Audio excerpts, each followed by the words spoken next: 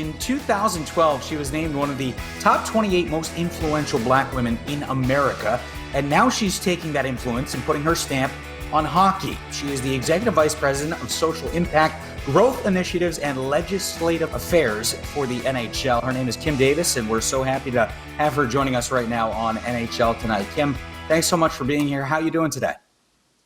Hanging in there. Thanks a lot for having me. You recently wrote a terrific op-ed.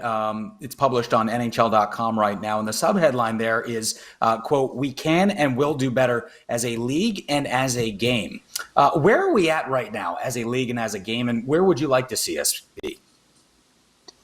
Well, I think we're at a pivot point. I think that we have had a history, both past and more recent history of being very focused and intentional on a number of initiatives, particularly those focused in Black and Brown communities. I think our Hockey is for Everyone programs, the work that we've done with Willie O'Ree, the way that we are now celebrating and honoring different groups across different dimensions. But it's not enough.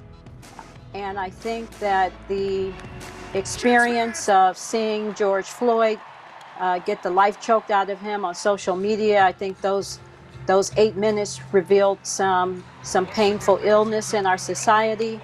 That illness is racism, and I think that we have an opportunity to take this moment and to do more.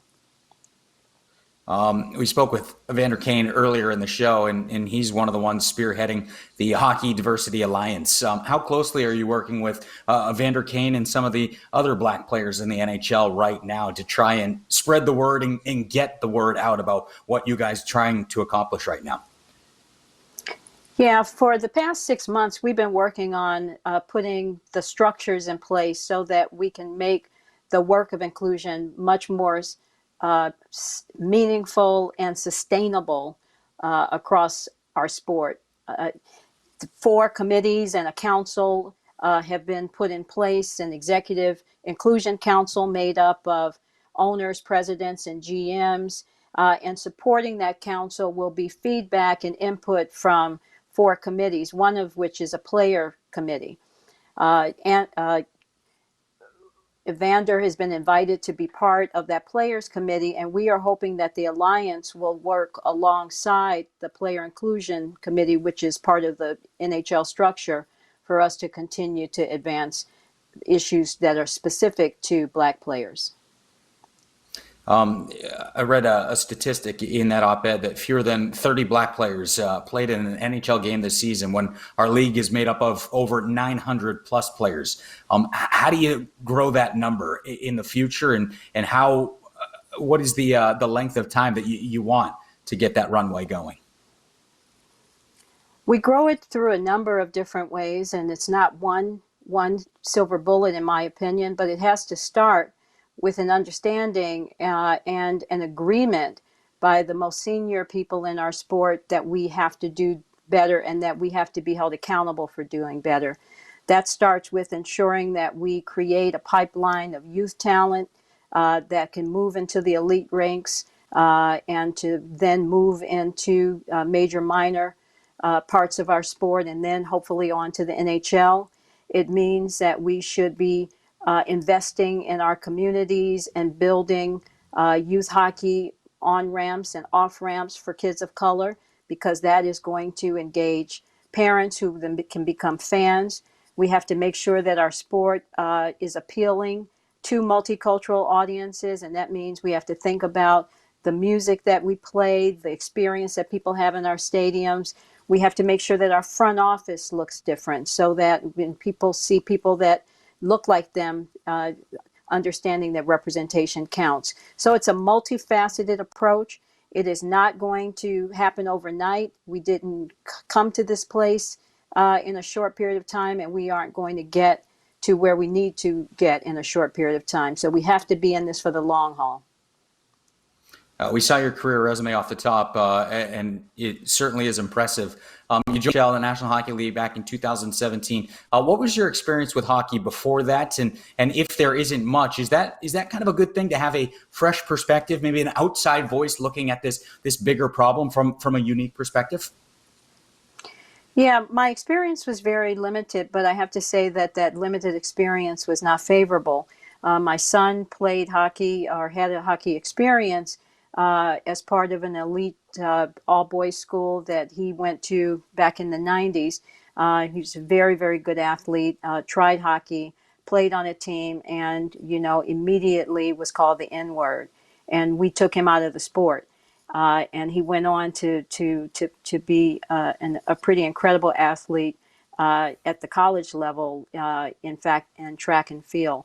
A missed opportunity for the sport from a couple of perspectives, both him as an athlete, but us as a family who could have been really, really strong hockey fans. So bringing that experience has allowed me to be sensitized and alerted to the fact that we have a lot of parts of our ecosystem that have to be changed. And I think that fresh perspective is bringing a lot around our executive table. Where do we go from here for fans out there watching today's interview and seeing this entire movement that's transforming our country and our world before our eyes right now? What kind of immediate changes will we see in the National Hockey League once play does resume? I think what we'll see, and we have seen it with how our players have shown up during this moment. I think we're going to see a new willingness and openness amongst our players, our black players, our brown players, our white players, to understand that allyship is critical to the success of our sport. We have to say the words out loud and stand in them. Hockey is a white sport. It is made up of white leaders. And so in order for us to make the experiences and to create the fandom with new audiences, we are going to have these white allies be part of the solution and to help in many ways lead the solution. And so I think what our fans should expect is that we're going to be open to listening. The committees that we're putting in place are just that. Outsiders that can bring the perspective into us of the things that we need to do. And when I say outsiders, I mean outside of the league.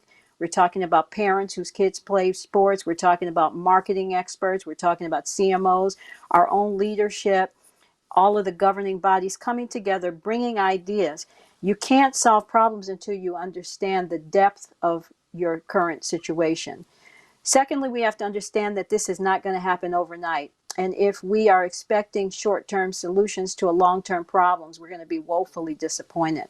We have to be in it for the long haul, and we have to understand that we must take the steps in order to make the change. Measure us by by our putting in place structures and efforts for accountability. And I think that's where we will see a real change.